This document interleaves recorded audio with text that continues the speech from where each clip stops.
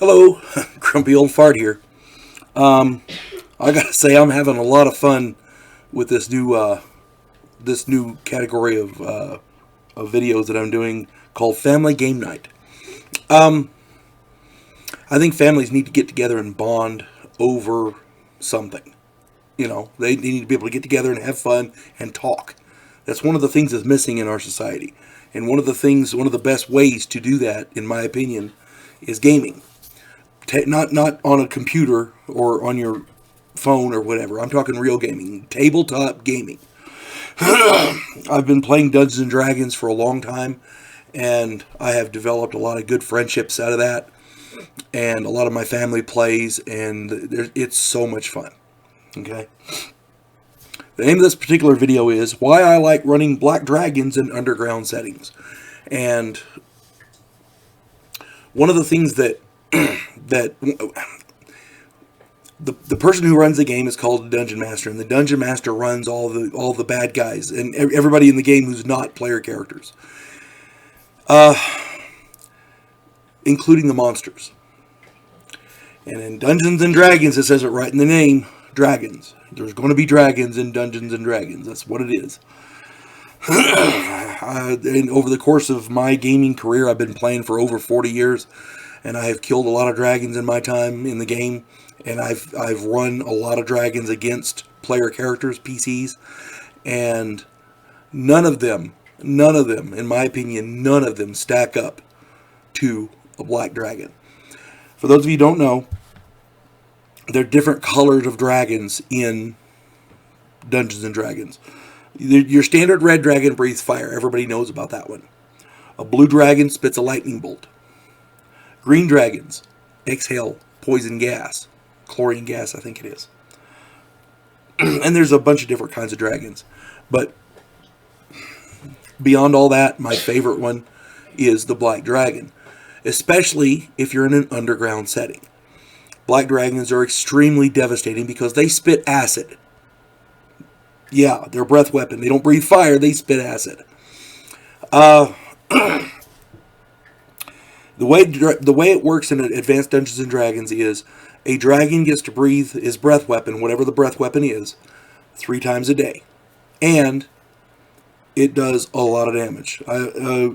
Depending on how you run it, I think the book says it does damage equal to the hit points of the dragon. So if the dragon has 80 hit points, it's an 80 hit point breath weapon.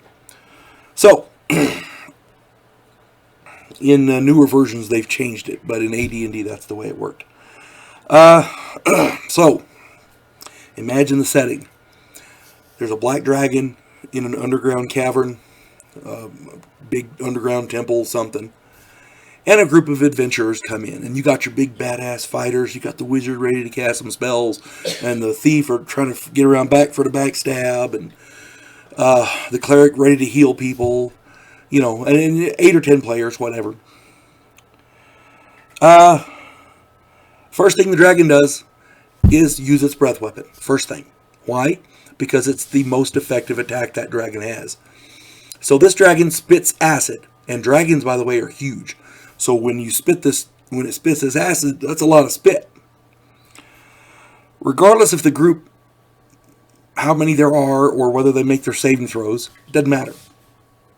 Because, and by the way, in the game, a savings throw allows you to take half damage from whatever the attack is. You can get savings throws versus different magic spells and things like that. You have a savings throw versus breath weapons. Well, even if they make their save, they only take half damage. Well, if it's a decent sized dragon, it doesn't matter. But even if they do make their saving throw, acid pools. So you've got the dragon standing here, and it spits acid, and now there's a pool of acid. In order to physically attack that dragon, you have to go through the acid. You have to stand in the acid to attack the dragon. You see what I'm saying? It's not a healthy work environment.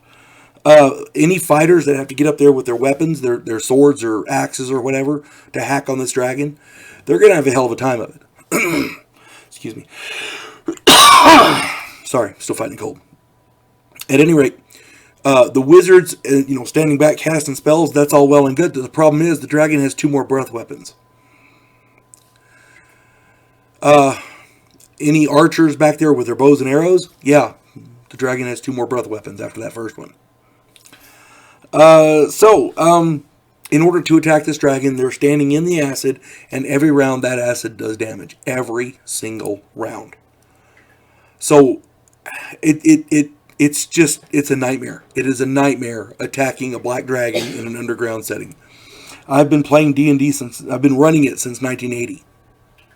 And I've killed more player characters underground with black dragons than with any other monster. They are just so completely devastating. I try not to run them unless I got a high level group of players who can take the first hit and run away, kind of thing, you know. But sometimes you get those players that are just hard headed and we have to kill that dragon. So be it. Just to add more to the notches, you know. You folks have a good day. God bless one and all.